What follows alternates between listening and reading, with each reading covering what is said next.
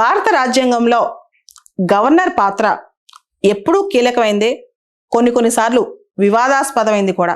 ముఖ్యంగా గవర్నర్ భారత రాజ్యాంగం ప్రకారం is neither directly elected nor indirectly elected. He is directly appointed. పేరుకు ప్రెసిడెంట్ అపాయింట్ చేసిన సెంట్రల్ గవర్నమెంట్ ఎవరనుకుంటే వాళ్ళు గవర్నర్ అవుతారు.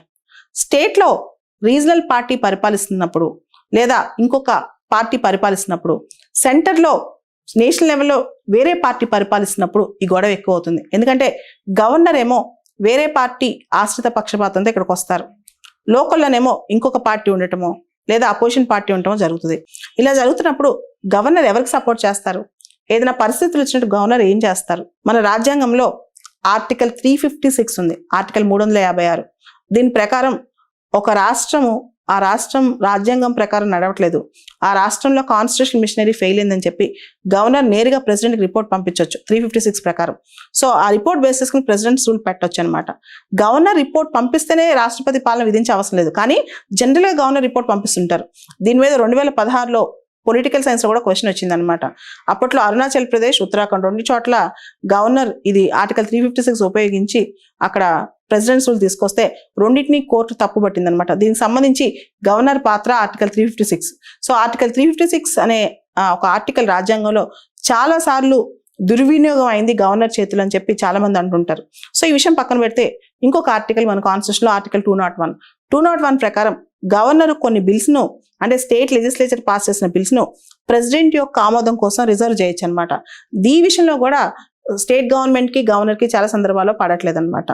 దాంతో పాటు గవర్నర్ స్టేట్లో ఉండే యూనివర్సిటీస్కి ఛాన్సలర్గా వ్యవహరిస్తారు. పూంచి కమిషన్ చెప్పింది ఈ ఛాన్సలర్గా వ్యవహరించడం అనేది ఆల్రెడీ గవర్నర్ యొక్క రోల్ పెరిగిపోతుంది, గవర్నర్కి ఓవర్ బర్డన్ అవుతుంది ఈ ఛాన్సలర్గా ఉండే విషయం అని చెప్పి.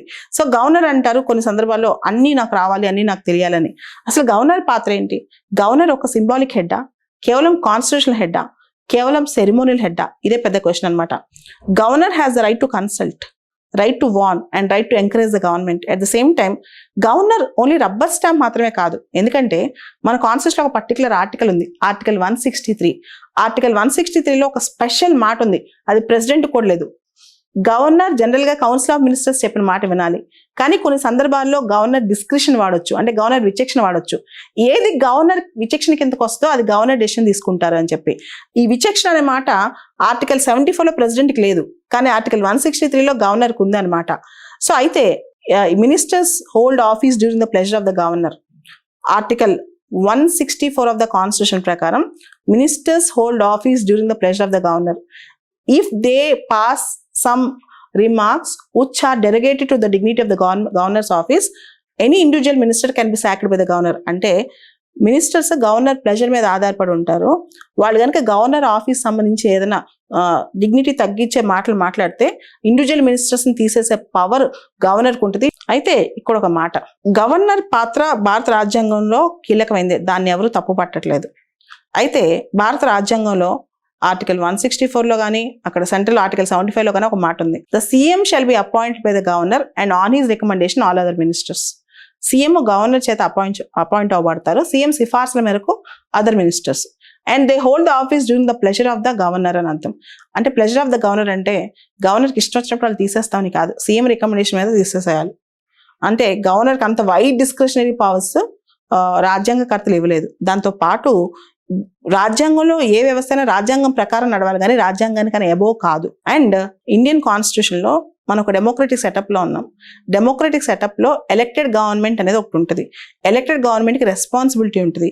గవర్నర్ అనే వ్యక్తి ఎలక్టెడ్ గవర్నమెంట్ని ఎంకరేజ్ చేయడానికి, అవసరమైనప్పుడు సలహాలు ఇవ్వడానికి, అవసరమైనప్పుడు సీఎం గవర్నర్ని కన్సల్ట్ చేయడానికి ఆర్టికల్ 167 ప్రకారం ఇట్లాంటివన్నీ ఓకే. కానీ గవర్నర్ అనే వ్యక్తి ఇండివిజువల్గా ఒక ఇండివిజువల్ మినిస్టర్ని డైరెక్ట్గా తనకైతే నిర్ణయం తీసుకుని తీసేసే శక్తి గవర్నర్కి భారత రాజ్యాంగం ఇవ్వట్లేదు.